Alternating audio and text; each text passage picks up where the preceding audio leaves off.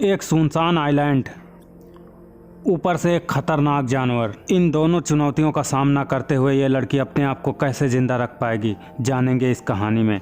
जैन नाम की ये लड़की होश में आती है तो अपने आप को एक आइलैंड के किनारे समुद्र में पाती है, जो कि किसी एक्सीडेंट की वजह से यहाँ पर बहकर आ गई थी। इसी के साथ इसका फ्रेंड भी बहकर आ गया था।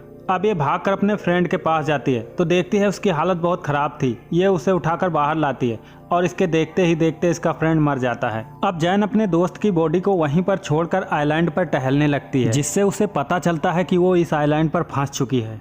अब जब जैन आइलैंड के अंदर जाती है तो उसे एक पेड़ पर थैला लटका हुआ मिलता है, जिसे वो खोलकर देखती है। इस थैले में उसे एक मेडिसिन भी मिलती है, जिसमें 1994 की डेट पड़ी हुई थी। इससे जैन को पता चलता है बहुत सालों पहले शायद यहाँ कोई आया था। उसे इस सामान में एक माचिस भी मिलती है। अब जैन माचिस को अपने पास संभाल कर रख लेती है।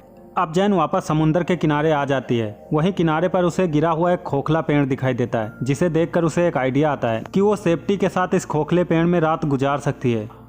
अब जैन यहाँ पर अपनी पहली रात गुजारती है। अगली सुबह जब वो उठती है तो उसे बीच के किनारे बहुत सारी मछलियाँ पड़ी हुई दिखाई देती हैं, जिसमें एक छोटी शार्क भी दिखाई देती है, जिसका आधा शरीर खाया हुआ था। अब जैन यहाँ से अपने खाने के लिए कुछ मछलियाँ इकट्ठा कर लेती है।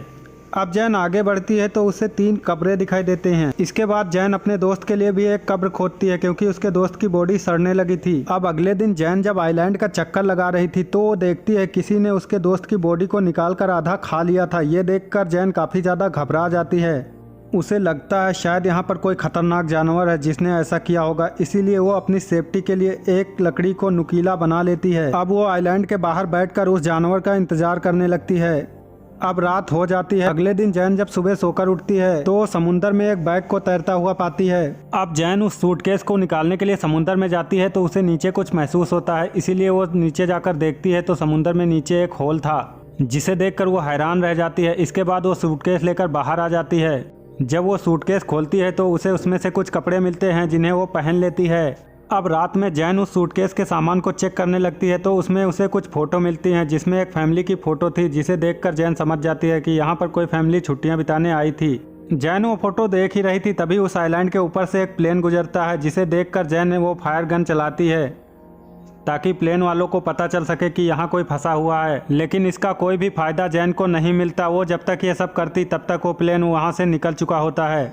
अब फ्लेयर गन की रोशनी में जैन को कोई क्रीचर आता हुआ दिखाई देता है, जिसे देखकर वो काफ़ी ज़्यादा डर जाती है और भागकर एक जगह पर जाकर छिप जाती है। तो वहाँ पर आकर जैन को ढूंढने लगता है। इससे जैन और भी ज़्यादा डर जाती है। जैन की इसी तरीके से आज की रात भी निकल जाती है।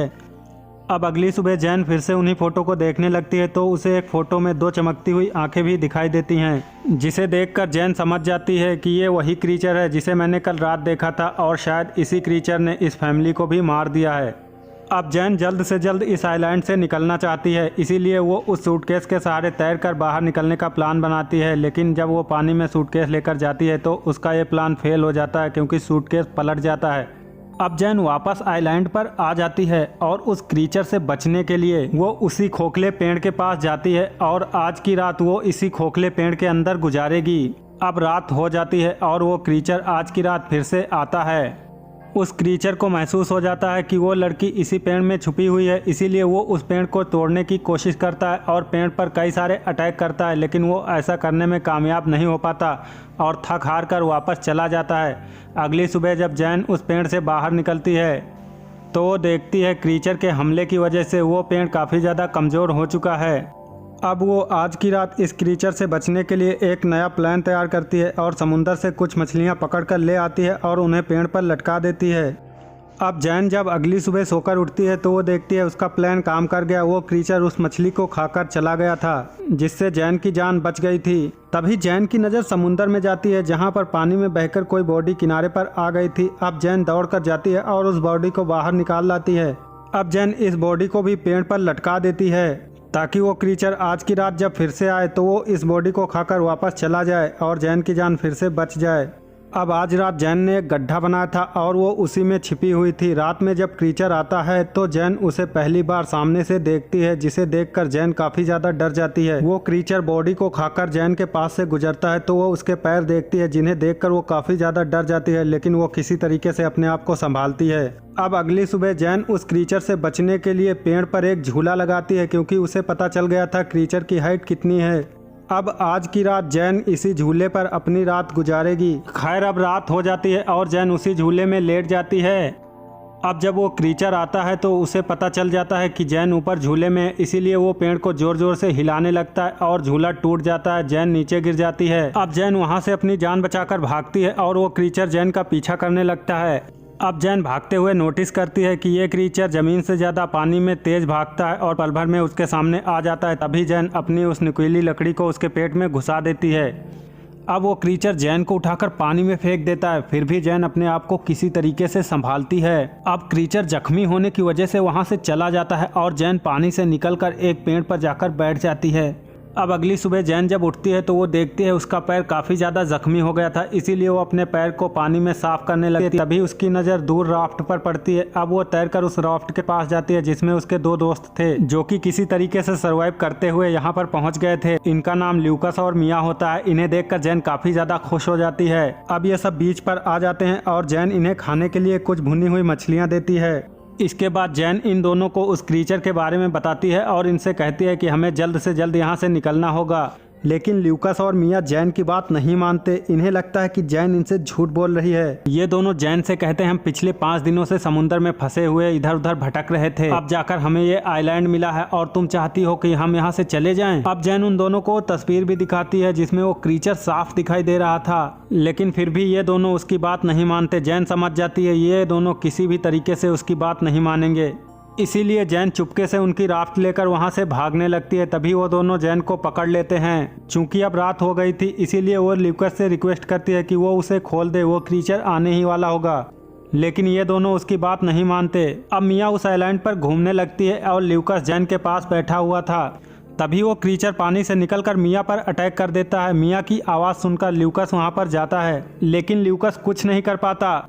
उसी के सामने वो क्रीचर मिया को पानी में खींच कर ले जाता है और उसे मार देता है। इस इंसिडेंट के बाद ल्यूकस बहुत ज़्यादा डर जाता है और वो डरकर एक पेड़ पर चढ़ जाता है। अब सुबह हो जाती है लेकिन ल्यूकस फिर भी पेड़ से नहीं उतरता। जैन उसे समझाती है कि वो क्रीचर सिर्फ रात में आता है। इसके बाद ल्यूकस पेड़ से नीचे आ जाता है। अब जैन ल्यूकस से कहती है कि हमें जल्द से जल्द यहाँ से निकलना होगा। इसके बाद ये दोनों कुछ मछलियाँ और कुछ नारियल साथ ही कुछ सरवाइव करने का सामान लेकर उस राफ्ट में चढ़ जाते हैं। अब जैसे ही ये दोनों वहाँ से निकलने लगते हैं तभी ल्यूकस को पानी में वही क्रीचर दिखाई देता है, जिसे देखकर ल्यूकस काफ़ी ज़्यादा घबरा जाता है और अपने राफ्ट के पर्दे बंद कर लेता है। अब वो क्रीचर राफ्ट को तोड़कर उन पर अटैक कर देता है। अब ल्यूकस अपनी फ्लेयर गन से उस क्रीचर पर अटैक कर देता है, लेकिन वो क्रीचर जैन को पकड़कर अपने साथ पानी में ले जाता है। जैन के पास एक चाकू था जिससे वो उस क्रीचर पर कई बार अटैक करती है। अब ल्यूकस भी जैन को बचाने के लिए पानी में आ जाता है। ल्यूकस को देखकर वो क्रीचर जैन को छोड़ देता है और ल्यूकस को पकड़कर अपने साथ उसी होल में ले जाता है। अब जैन किसी तरह वहां से तैरकर उसी आइलैंड पर पहुंच जाती है। अब वो इस क्रीचर का सामना करने का डिसाइड करती है, इसीलिए वो वहां पड़ी लकड़ियों से कई सारे नोकीले हथियार बनाती है। लेकिन ये हथियार उसे कम नोकीले लग रहे थे, इसीलिए वो हड्डियों का हथियार बनाती है जो कि काफ़ी ज़्यादा नोकीला था। वो उस क्रीचर को आग में जलाने का प्लान बनाती है, इसीलिए वो वहाँ पड़ी सूखी झाड़ियों से एक ट्रैप तैयार करती है। अब रात हो जाती है और वो क्रीचर फिर से उसी आइलैंड पर आता है। अब वो क्रीचर जैन को ढूंढता हुआ उसी ट्रैप में पहुँच जाता है। इसके बाद जैन उस ट्रैप में आग लगा देती है। अब ये क्रीचर आग में फंस चुका है और जैन अपने नुकीले हथियारों से उस पर अटैक करने लगती है, जिससे कि ये क्रीचर काफ़ी ज़्यादा घायल हो चुका होता है। लेकिन क्रीचर फिर भी जैन को पकड़ लेता है। जैन क्रीचर पर अटैक करके वहां से भागने लगती है, लेकिन वो क्रीचर कुछ ही समय में उसके सामने फिर से आ जाता है। लेकिन वो क्रीचर काफ़ी ज़्यादा जख्मी हो चुका था, इसीलिए वो वहीं पर गिर जाता है और जैन उसका गला काट देती है। इसके बाद हमें दिखाई देता है कि उस आग की वजह से पूरे आइलैंड पर आग फैल गई है और पूरा आइलैंड जलने लगा है। इतनी बड़ी आग को देखकर कोई ना कोई यहाँ जरूर आएगा और जैन को बचा लेगा। ये भी जैन की प्लानिंग का एक हिस्सा था। और इसी के साथ ही ये कहानी खत्म हो जाती है। दोस्तों, ये कहानी आपको कैसी लगी? अगर कहानी अच्छी लगी है तो चैनल को सब्सक्राइब करके वीडियो को लाइक ज़रूर करें।